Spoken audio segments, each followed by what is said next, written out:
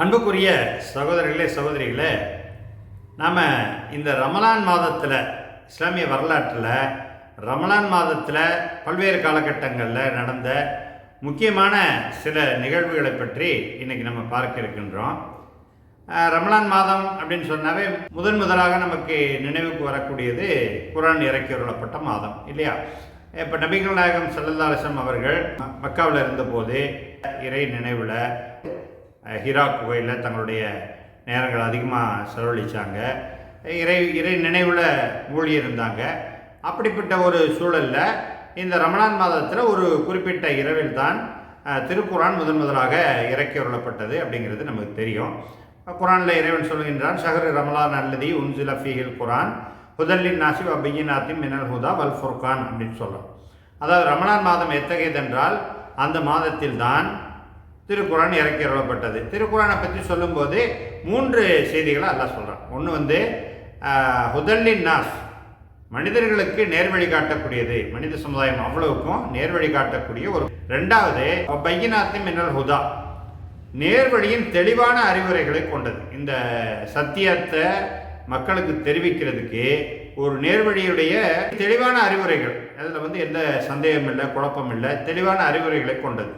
3வது விஷயம் என்னன்னு சொன்னால் ஃபுர்கான் சொன்னால் சத்தியத்தையும் அசத்தியத்தையும் பிரித்தறிவிக்கக்கூடியது. ஆக இந்த 3 சிறப்பு தன்மைகளை கொண்ட இந்த குர்ஆன் இறக்கியுள்ளப்பட்டது ரமலான் மாதத்தில் அப்படின்னு அல்லாஹ் சொல்கிறான். ரமலான் மாதம் எத்தகையதென்றால் அந்த மாதத்தில் தான் மனிதர்களுக்கு நேர்வழி காட்டக்கூடியதும் நேர்வழியின் தெளிவான அறிவுரைகளை கொண்டதும் இன்னும் சத்தியத்தையும் அசத்தியத்தையும் பிரித்தறிவிக்கக்கூடியதுமான குர்ஆன் இறக்கியுள்ளப்பட்டது அப்படின்னு சொல்லி இந்த ரமலான் மாதத்தில் ஒரு குறிப்பிட்ட இரவில் முதலாக அந்த ஆரம்ப 5 வசனங்கள் இறக்கியுள்ளப்பட்டன. ஆக இது ரமலான் மாதத்தில் நடந்த முதலாவது விஷயம். ரமலான் மாதத்தில் குர்ஆன் இறக்கியுள்ளப்பட்டது 1. 2வது என்னன்னு சொன்னால், ரமலான் மாதத்துடைய 17வது நாளில் பத்ர் யுத்தம் நடந்தது. நபி ஸல்லல்லாஹு அலைஹி வஸல்லம் அவர்கள் மக்காவிலேருந்து மதீனாவுக்கு போன பிறகு இந்த குறைஷிகள் மறுபடியும் ரொம்ப அதிகமாக தொல்லை கொடுத்தாங்க. ஒரு போரை சந்திக்க வேண்டிய ஒரு சூழல் ஏற்பட்டது. அந்த போர் பத்ர் போர். பத்ர்னா அது அந்த குறிப்பிட்ட ஒரு இடத்துல நடந்த போர். மதீனாவுக்கு மிக அருகில் இருக்கக்கூடிய ஒரு இடம் பத்ருங்கிற இடம்.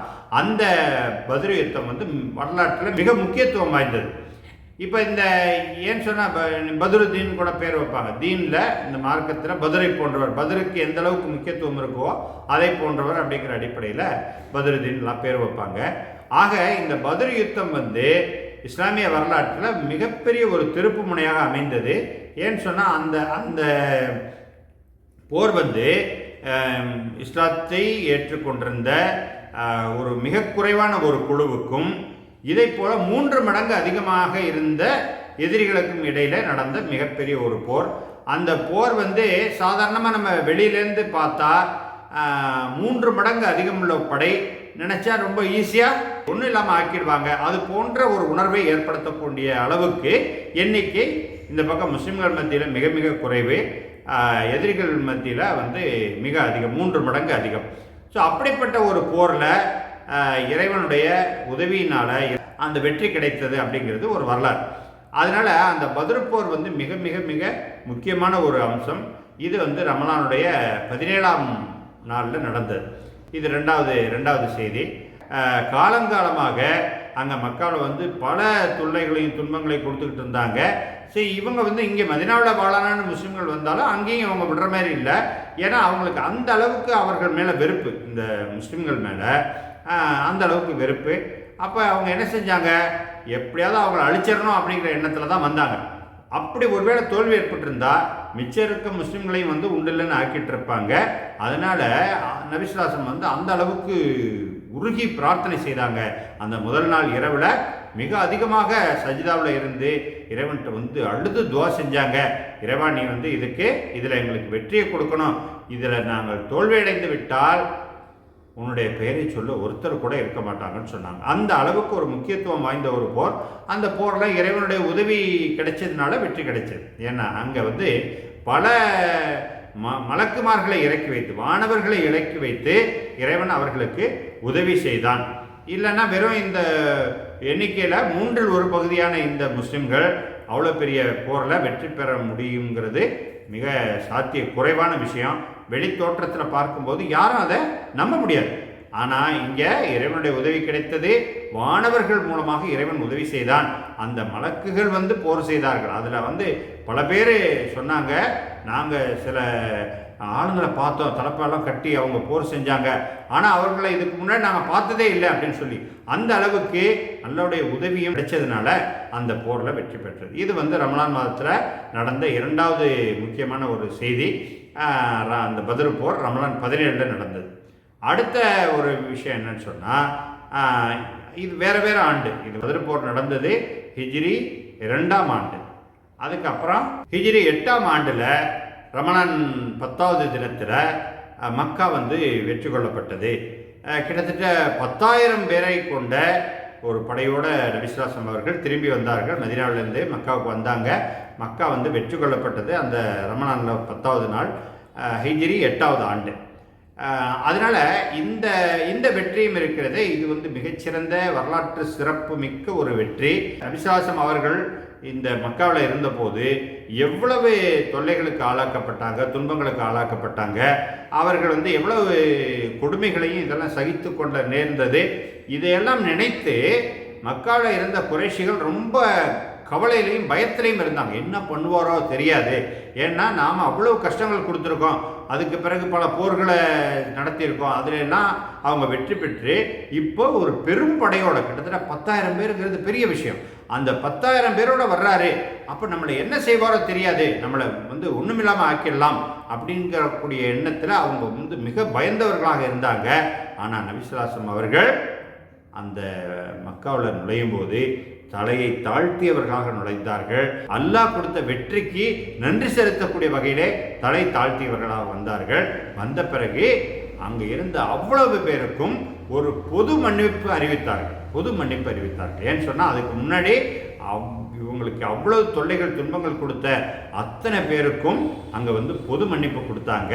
உங்களில் யாரும் எவருக்கும் எந்த விதமான குற்றமும் இல்லை, உங்கள் மீது குற்றம் இல்லை, நீங்கள் எந்த வகையிலையும் தண்டிக்கப்பட மாட்டீர்கள் என்ற வாக்குறுதியை கொடுத்தாங்க.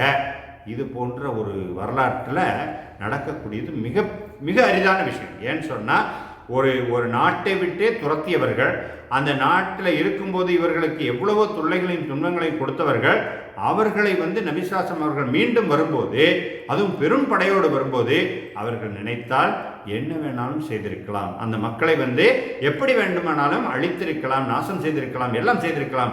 ஆனால் நபி ஸல்லல்லாஹு அலைஹி வஸல்லம் அவர்கள் அதைவிட மிகச்சிறந்த ஒரு அழகிய முன்மாதிரியை அல்லாஹ் குர்ஆனில் சொல்கிறான். உஸ்வத்துல் ஹசனான்னு சொல்கிறான். நபி ஸல்லல்லாஹு அலைஹி வஸல்லம் அவர்களை பற்றி சொல்லும்போது மிக அழகிய முன்மாதிரி அப்படின்னு சொல்கிறான்.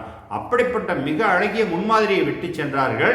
அந்த மக்கள் அவ்வளவு பேருக்கும் ஒரு பொது மன்னிப்பை கொடுத்தார்கள் என்பதை வரலாற்றில் நம்ம பார்க்கிறோம். அங்கே இருந்த அவ்வளவு பேரும் மன்னிக்கப்பட்டார்கள்.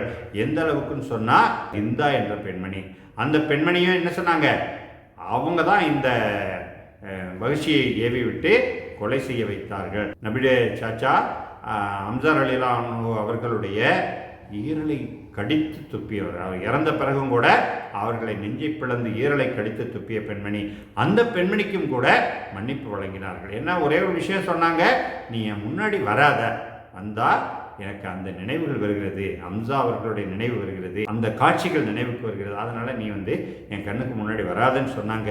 மற்றபடி அவ்வளவு பேருக்கும் பொது மன்னிப்பை வழங்கினார்கள். இந்த சம்பவமும் அந்த மக்காவை வெற்றி கொண்ட அந்த சம்பவம் கூட ரமலானுடைய 10வது நாளில் நடந்தது. இது போன்ற பல நிகழ்வுகள் ரமலான் மாதத்தில் நடந்திருக்கிறது. பின்னாடி ஒரு துக்ககரமான ஒரு சம்பவம், அலி ரலியல்லாஹு அன்ஹு அவர்கள் நபி ஸல்லல்லாஹு அலைஹி வஸல்லம் காலத்துக்கு பிறகு 4வது கலீஃபாவாக வந்த அலி ரலியல்லாஹு அன்ஹு அவர்களும் கூட இந்த ரமலான் மாதத்தில் தான் ஷஹீதாக்கப்பட்டார்கள். ரமலானுடைய 19 அவங்க தாக்கப்பட்டாங்க. 2 நாட்களுக்கு பிறகு ரமலான் 21 அவங்க ஷஹீதானாங்க. இந்த 4 முக்கியமான சம்பவங்கள் ரமலான் மாதத்தில் பல்வேறு காலகட்டங்களில் நடந்தவை என்பதை நாம் பார்க்கின்றோம். இந்த ரமலான் மாதத்தின் சிறப்பையும் கண்ணியத்தையும் நாம் அறிந்து கொண்டு இதுவரையும் வைத்த நோன்புகளை அல்லாஹ் தஆலா நம் அனைவருக்கும் ஏற்றுக்கொள்வானாக. இதற்கு பிறகு நாம் செய்யக்கூடிய நற்காரியங்களையும் நற்செயல்களையும் வைக்கக்கூடிய நோன்புகளையும் இறைவன் முழுமையாக ஏற்றுக்கொண்டு நமக்கு இந்த ரமலான் மாதத்தின் நன்மைகளை முழுமையாக அடைந்து கொள்வதற்கான ஒரு நற்பெயரை இறைவன் வழங்குவானாக. எல்லா புகழும் இறைவன் ஒருவனுக்கே.